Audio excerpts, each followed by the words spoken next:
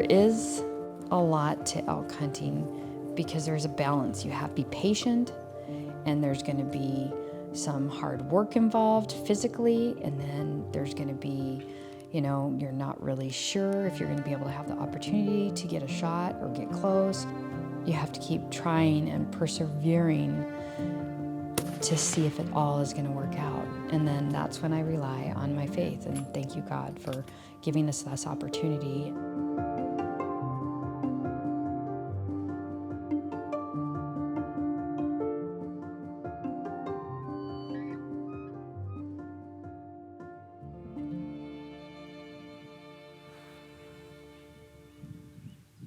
We're in the southern part of California in the San Joaquin Valley, and the history with these elk is, as far as you can see, they were brought in the early 70s, and they were released, and since then they have gone probably well over 100 miles across this whole range, and they have flourished. They've become a world-renowned, incredible genetic elk. They're from the Yellowstone, and it's been really fortunate enough to see them grow to their maximum potential. This unit started 3 years ago, and it's been really incredible to see the amount of elk that are here in the class that we have, and to be able to come through and actually pick which elk are the best to take and aim for the biggest age, oldest age class. And here there is abundance of elk that are, a lot of them are older age class. So there's a lot of 350 class elk here, and that with the numbers we have in this unit, we are looking for something more in the 380, 390, and the 400 is here,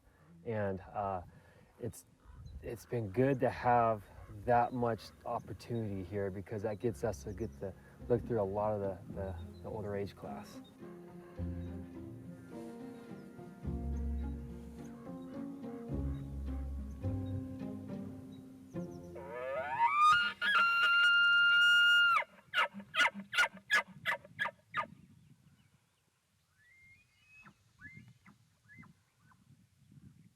As we were, trying to be quiet, and we were just listening, he was calling, and the elk was calling back, and pretty soon the cows came closer, and then the elk came out. It looked so huge to me, and we just watched it, and I thought, wow, are we gonna try to shoot this elk? And he was like, let's just keep looking, and we watched it, and we decided, there's other elk, and let's just, it's early in the morning, let's just keep looking. So we decided to kind of back out of there and then continue on and go to a different area. And we just kept moving that day. I just kept thinking in awe about how big these elk were in California, like how these elk, the bodies to me seemed so big. And I was talking to Josh, and he was explaining about, because the vegetation, the grass is great there. They had a lot of area to roam, free range, and eat, and they don't have heavy winters like with a lot of snow, like that can impact it. And so they really obviously can flourish and get big, and their horns can grow with all that. So I just passed up a big bull elk, and he's like, there's going to be some others. He felt like after his pre-scouting that he did earlier, he felt that there might be another bigger bull that we might be able to see.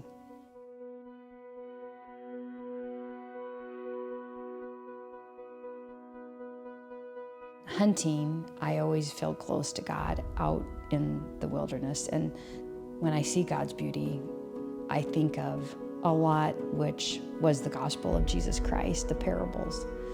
And when we were calling for that elk, and it's powerful because the elk then thought we were another cow elk. I think about that in life, what has happened to me over years when you feel like you have a friend that's really close to you, or someone that you really, really care about, and how they can betray you. That doesn't mean everybody's going to do that. You have to forgive them, and you have to move on and know that God will be right there to help you through the bad times.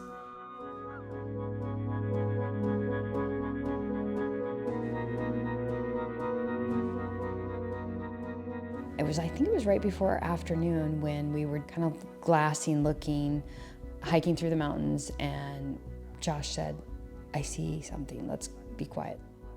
He was massive. And that's when we were like, Leo, I was asking Leo, what do you think? And Leo's like talking, and we were all kind of quietly talking together, trying to analyze this bull elk. And he was beautiful. He was like perfectly symmetrical, and his fronts just came out and just heavy with the mass, and it carried that mass all the way up. I want to try for this bull elk. And Josh is like, okay, so we all decided we were going to make a stalk on him, so we had to kind of back around and go back down the hill and then come up around to see if we can get a closer shot and be really quiet.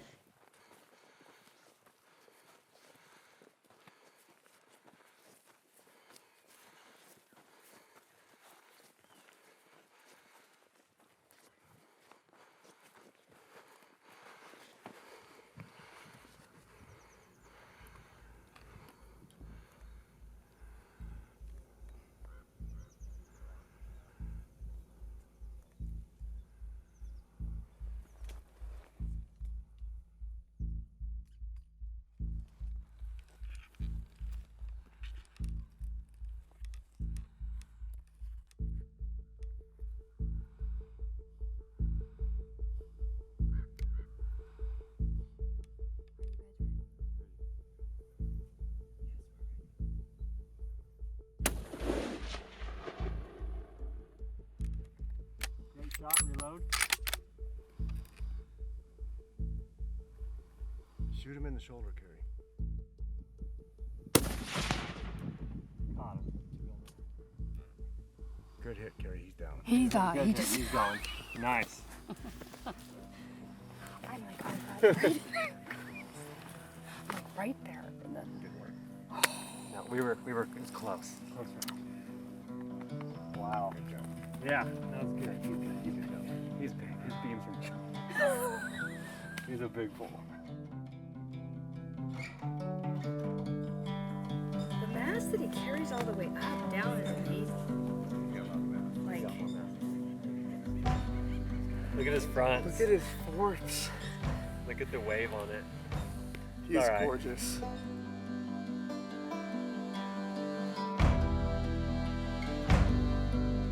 when I harvested that bull elk, I was so grateful, and I knelt down and gave God thanks, because not only does the meat nourish my body, but it also fills my soul full of gratitude that I had the opportunity to harvest a trophy Rocky Mountain, California elk as well, and being with people that I loved and cared about. So I give a lot of grateful thanks to God for letting everything work out, because when you're elk hunting, obviously in the mountains, it's hard, it's physical, and sometimes there's doubt, sometimes there's a little fear, like, am I gonna be able to do this? Am I gonna be able to get this?